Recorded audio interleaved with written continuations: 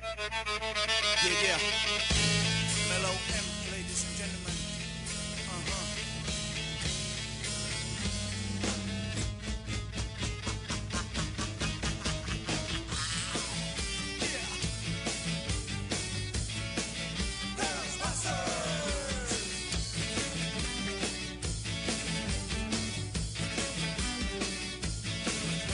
There's something strange in your neighborhood. Who you gonna call? Ghostbusters! There's something weird and it don't look good. Who you gonna call? Ghostbusters! Yeah!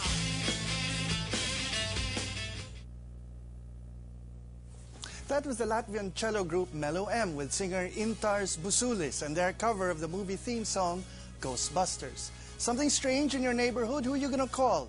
Ombudsman. That's the idea really, but theory is different from reality. Tonight, we're going to look at why, instead of being the people's protector as the Constitution demands, the Ombudsman has come to be seen as a protector of certain politically powerful people. I'm Manolo Quezon, the Explainer.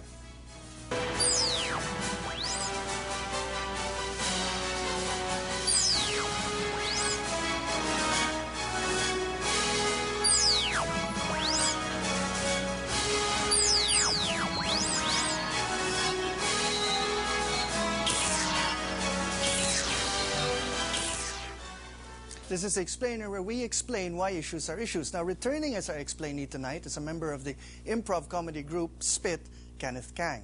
Welcome back to the show, Kenneth. Thanks, Manolo. And also, just to let you know, we've added a new feature to our show, a panel of reactors representing diverse viewpoints. We call them our Clever Panel, to further enliven our discussions. So, let me introduce them. Provocative political blogger, Dean George Bocobo, and then the founder of the Rock Ed movement, Gang Badoy, and musician and writer and fellow ex-colleague of mine at Today newspaper, Lourdes de Vera. Clever. Now, we also have in our studio today students from the University of the Philippines at Diliman. So, Kenneth, as we prepare to go along, why don't you invite our viewers to weigh in the discussion? Certainly. Text react space X space your name and your question or reaction and send to 2366 for Globe and Sun and 231 for Smart. Or you can log on to www.the-explainer.com. So our discussion on the Ombudsman, who's in the papers lately, after this.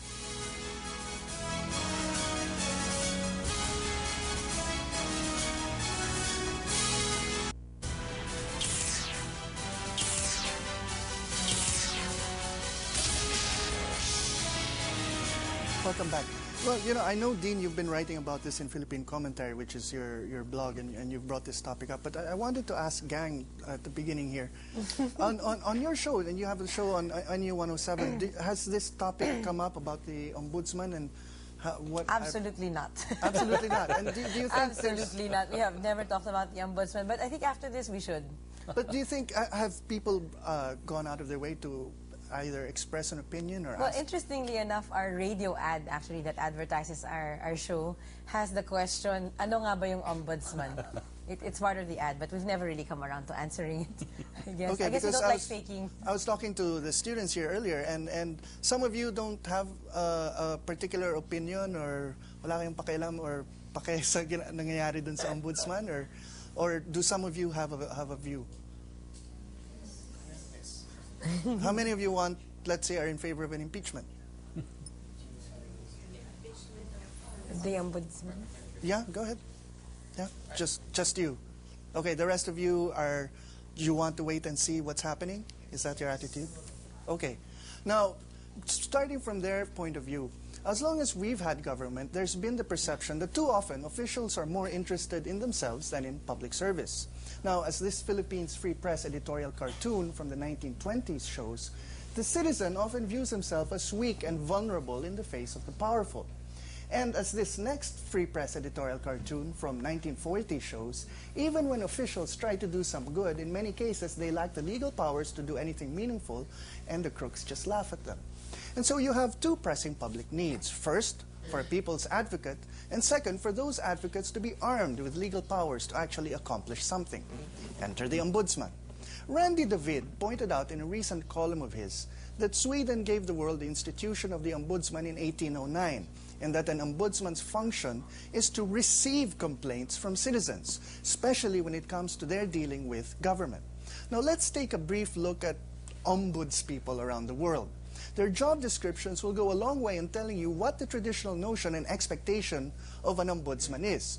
The European Ombudsman, for example, quote, investigates complaints about maladministration in the institutions and bodies of the European Union, end quote. When a journalist, for example, was refused documents by Europol, the Ombudsman weighed in and demanded an explanation.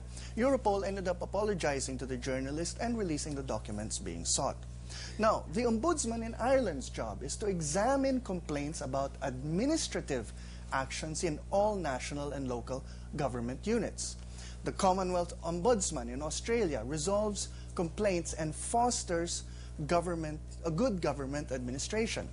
And even in the United States, the state of Arizona, for example, has an ombudsman who's called a citizen's aide, and whose job it is to help citizens who face problems or who don't understand the functions of state agencies so that they get what they need. Now, Randy David concluded that these ombudsmen have a couple of things in common. First, ombudsmen are supposed to help. They're the officials people run to for help if other officials are uncooperative or actively obstruct good governments. Second, they are meant to help not just the public, but also to find ways to ensure public administration gets done smoothly and efficiently. Now, Randy David also pointed out that one fundamental requirement for an effective ombudsman is integrity. Not just personal integrity, but the kind widely recognized so as to make the ombudsman a person respected by the community as a whole.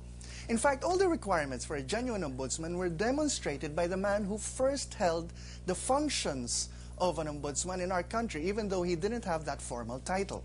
Manuel P. Manahan, war veteran imprisoned by the Japanese at Fort Santiago, ex-newspaper publisher, and who organized the Magsaysay for President movement, was reported to have many of the mannerisms of and physical resemblance to the late President Magsaysay. Now, Manahan had been put in charge by Magsaysay of one of the president's pet projects, the Complaints and Action Committee. For a nominal charge, anyone could send a telegram directly to the president with a complaint. And the idea of a designated pinch hitter for the public was so strong, subsequent administrations bore the Magsaysay Manahan institution in mind. President Macapagal, for example, wanted to be his own ombudsman, instituting Common Man's Day in the palace where anyone could line up and report a problem to him for presidential action.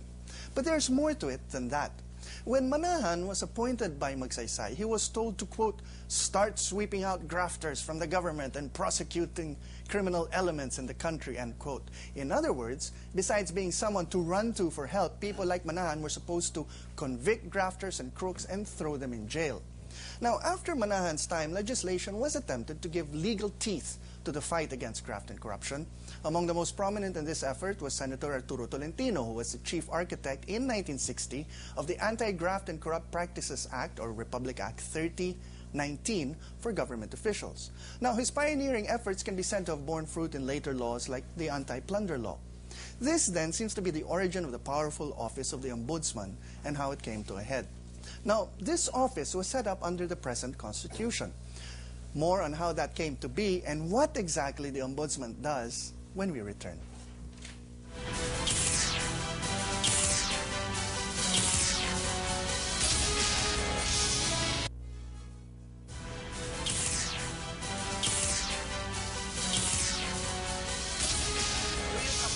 I don't understand what I'm accused of. And we shall make you understand. Biggles. Bench. The cushions. Carry on, Lord. Now, old lady, you have one last chance.